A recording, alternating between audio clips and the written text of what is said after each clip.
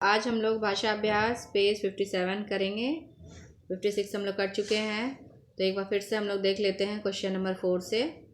नीचे दिए गए वाक्यों को सही कारक शब्द चुनकर पूरा कीजिए। एक दिन चांद माता डैश बोला। एक दिन चांद माता से बोला। ख, यह जाड़े डैश मौसम है। यह जाड़े का मौसम है। ग, बच्चे की बात सुनकर माता डैश कहा। बच्चे की बात सुनकर माता ने कहा। ने होगा। घ, एक नाप डैश तुझे कभी नहीं देखा। एक नाप में होगा तुझे कभी नहीं देखा। नेक्स्ट क्वेश्चन नंबर 5, दिए गए शब्दों के विपरीत शब्द लिखिए। छोटा का बड़ा होगा, पतला का मोटा होगा, रात का दिन, घटता का बढ़ता, सर्दी का गर्मी और अनेक का एक होगा। ठीक है, ये विपरीत शब्द है। क्वेश्चन नंबर 6 देखिए। लिखिए इन्हें क्या कहते हैं। ये मैं आप लोगों को टेस्ट में भी कल दी थी। क, जो कपड़े सिलता हो उसको हम लोग दर्जी बोलते हैं। दर्जी होगा। ख, जो लकड़ी का काम करे। लकड़ी का काम कौन करता है? बढ़ई। जो लोहे का काम करे, लोहार। लोहार चाहे लुहार, दोनों हम लोग लिख सकते हैं। घ, जो गहने बनाए, सुनार। सुनार चाहे सोनार, दोनों हम लोग लिख सकते हैं। अंग, जो इलाज करता हो। जो इलाज कौन करता है? डॉक्टर। डॉक्टर भी लिख सकते हैं और चिकित्सक भी लिख सकते हैं। तो चंद्र ग्रहण कैसे लगता है? चंद्र ग्रहण नेक्स्ट क्वेश्चन है। चंद्र ग्रहण कैसे लगता है लिखकर चित्र भी बनाइए। लिखकर चित्र भी बनाइए। चंद्र ग्रहण कैसे लगता है?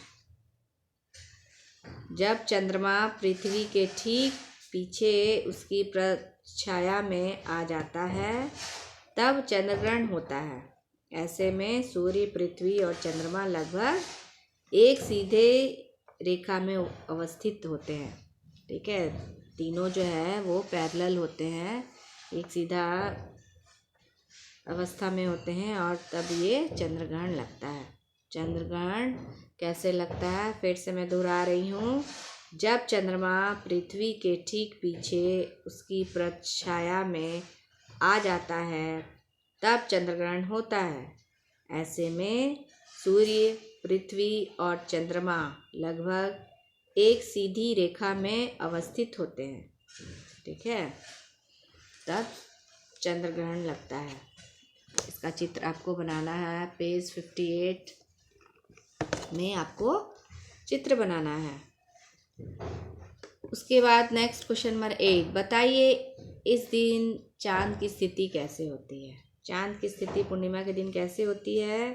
तो इस दिन चांद जो है वो पूरा गोल दिखाई देता है और प्रकाशमयी रात होती है।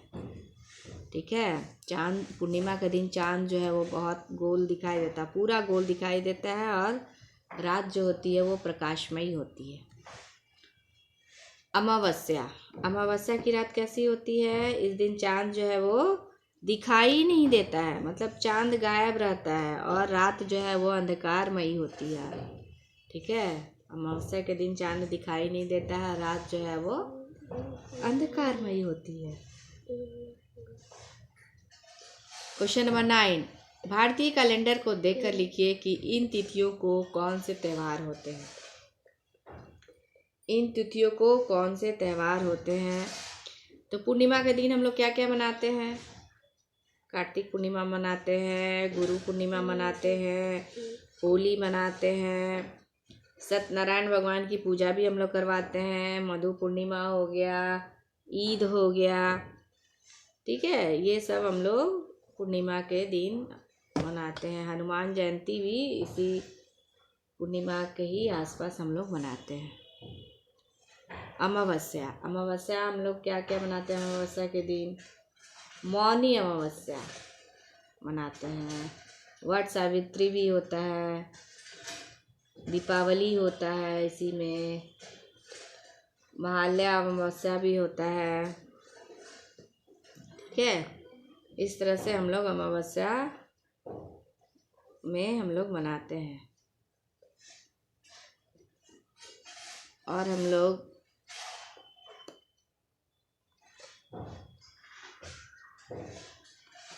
और कोई त्यौहार है जैसे शनि जयंती, शनि वाला भी है जो अमावस्या में ही याद मनाया जाता है। तो ये आप लोग लिखेंगे इसमें बॉक्स में जो जो है पूर्णिमा के दिन क्या क्या हम लोग मनाते हैं और अमावस्या के दिन क्या क्या कौन कौन सा त्यौहार मनाया जाता है, ये हम लोग लिखेंगे। आप लोग लिखिएगा। Next page 59, page number 59 10, question number 10 जो है, ईद का त्यौहार चांद से संबंधित है। आपके मित्र ने इस त्यौहार को मनाने के लिए आपको अपने घर बुलाया है। उसके यहाँ ईद मनाने का अपना अनुभव डायरी के रूप में लिखिए। ये पत्र नहीं लिखना है, डायरी लिखना है, ठीक है। डायरी ये जो है दूसरा चीज़ है। डायरी हम लोग कैसे लिखते हैं, डायरी के पन्ने ये आप लोगों को मैं पिछली कक्षा में पढ़ाई भी थी। और डायरी हम लोग कैसे लिखेंगे, डायरी लेखन, ठीक है। तो डायरी हम लोग कैसे लिखते हैं, जैसे मान लीजिए किसी किसी की आदत होती है डायरी लिखने की, हाँ, प्रतिदिन का डायरी लोग लिखते हैं प्रतिदिन की। तो हम लोग डायरी कैसे लिखेंगे, ये पत्र के रूप में हम लोग नहीं लिखते हैं डायरी को, ये दूसरा चीज़ होता है। पत्र जो है वो दूसरा होता है, लेकिन आप डायरी यहाँ लिखने के लिए कहा गया है। तो डायरी हम लोग कैसे लिखेंगे, तो जैसे मान लीजिए सबसे पहले हम लोग दिनांक लिखेंगे, तिथि, डेट क्या है वो लिखेंगे, और समय भी लिखेंगे, किस समय हम लोग लिख रहे हैं। दिन भी हम लोग लिख लेंगे, दिन भी लिख सकते हैं इसको।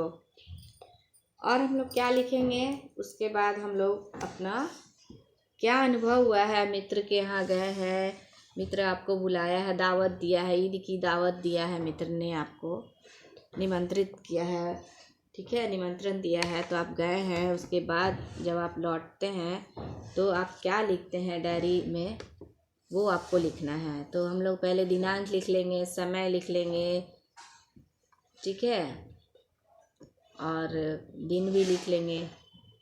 तो कैसे लिखेंगे हम लोग, शुरुआत करेंगे कैसे, मैं बता रही हूँ, आप लोग ध्यान से सुनेंगे। आज मेरे मित्र का कुछ भी नाम आप लिख सकते हैं, जैसे मान लीजिए रहमान हो गया, रहीम हो गया, कुछ भी जो मुस्लिम नाम होता है वो। आज मेरे मित्र रहमान ने मुझे ईद की दावत पर अपने घर बुलाया था। यह मेरे जीवन का पहला ईद का त्यौहार था जिसे मैंने अपने मित्र के साथ मनाया, ऐसे लिख सकते हैं। उसके घर में सारी चीज़ें बड़े अच्छे तरीके से सजाई गई थी।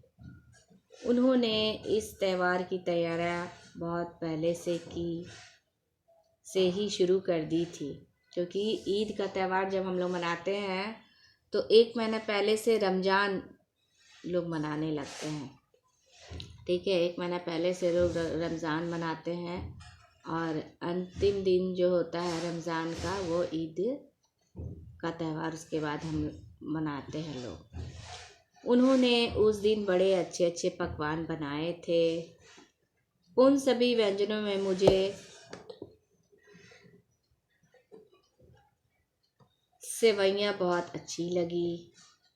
उन्होंने मुझे यह भी बताया कि रमज़ान के महीने में वे रोज़ रोज़ा रखते हैं। रमज़ान के महीने में ये लोग जो है रोज़ा रखते हैं, एक महीने का इन लोगों का रोज़ा चलता है और अंतिम जो है दिन जो होता है वो ईद का होता है, ठीक है।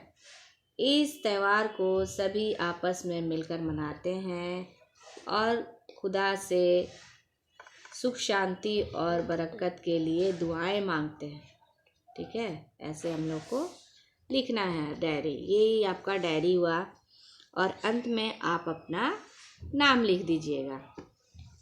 बॉयज़ अपना नाम लिखेगा, गर्ल्स अपना नाम लिखेगी, और शुरू में जैसे मित्र का नाम जो लिखोगे तो बॉयज़ अपनी सहेली का नाम लिखेगी जो मुस्लिम हो, मुस्लिम नेम जो होगा सहेली का वो लिखोगे, और बॉयज़ जो लिखेगा जो उनका मित्र होगा, जो नाम होता है रहीम रहमान जो भी हो, आपके क्लास में भी है बहुत बच्चे, उनका भी आप नाम लिख सकते हैं। इस तरह से आप अपना डायरी लिखेंगे। ये एक डायरी लिखने की विधि है, ठीक है। तो बस आज के लिए बस इतना ही। धन्यवाद।